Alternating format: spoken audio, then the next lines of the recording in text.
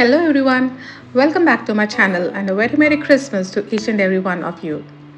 Gavvalu has always been part of sweets prepared during Christmas season, so do stay tuned till end as I share these tips to get the perfect Gavvalu every time that you make.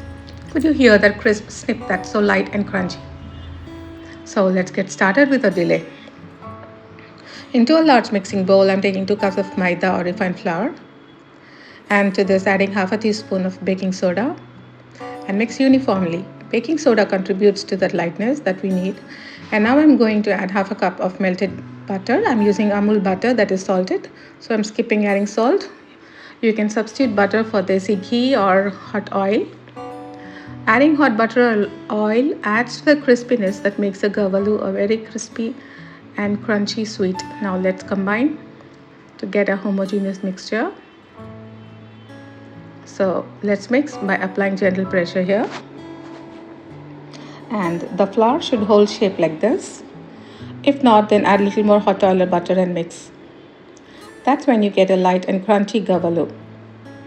Now let's knead the flour into a dough, adding water little by little. It's always wise to add water little by little while kneading the flour so that we can get that perfectly desired dough. That is neither too hard nor too soft, but semi-hard dough. So look out while kneading the flour to get a semi-hard dough like this. And now we are going to rest it for 10 to 20 minutes. So I'm covering it with the lid and I'll come back later after 10 minutes. It's been 10 minutes, and before we begin, let's heat up some oil for deep frying. Now let's check this. The dough has softened. Let's knead it one more time to activate all the gluten. And I'm dividing the dough into 2 portions. And I'm going to use only 1 portion of it, and the remaining I'll save it up to make another sweet with the same dough. So if you're curious to know what other sweet can be prepared with the same dough, then leave your comments so that I will plan to upload another sweet video. Now I'll knead it one more time and make small tiny balls of the entire dough like this.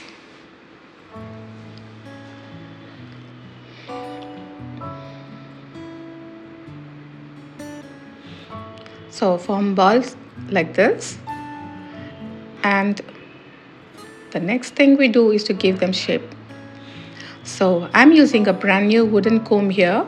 Now place your thumb on the edge of the ball and applying pressure, roll it on the comb, and you get a perfect shell shape. Normally there's an equipment to do this, but since I don't have one, I'm showing it using a comb. And the gentle pressure, roll, and that's all. A perfect shell. So now do likewise for the remaining dough. Do not apply pressure in the middle of the dough, as you'll end up with one edge thin and the other end thick.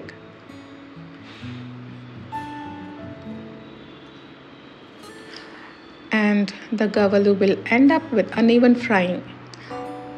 So now do like I showed you, and you'll come up with a perfect gava. Another way to make them is by using this strainer, which is easily available in every household. So I've done all of them, and these are ready to get fried, as the oil would have heated to by this time.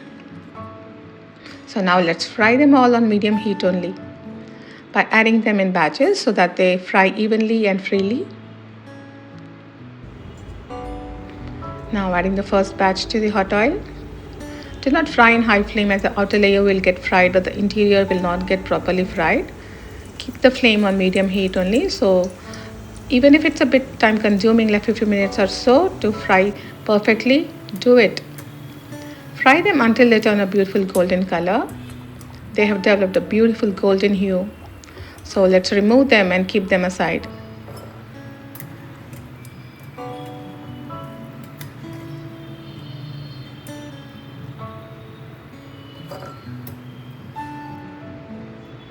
Now let's fry the remaining ones too.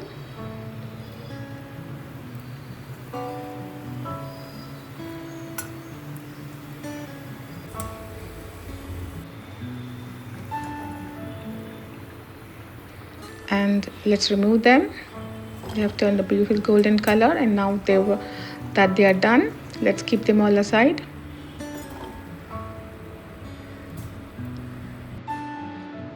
Now to a white pan, add half a cup of sugar. I'm taking this measurement as I'm preparing with half dough. Now let's add little water to enable the sugar to dissolve. So basically we are preparing a sugar syrup to coat the gavvalu. Keep stirring until the sugar is dissolved and the syrup achieves a sticky consistency. You can feel the stickiness like a glue between your fingers. Now switch off heat and toss all the fried gavvalu and mix well until all the gavvalu get a good uniform coating of the sugar syrup. This dish actually brings back warm memories, and I hope it finds a place in your festive sweets too. Let's remove them to cool down and dry. I hope your day is filled with love and laughter and lots of delicious treats. Thank you for being such an amazing part of this journey with me this year.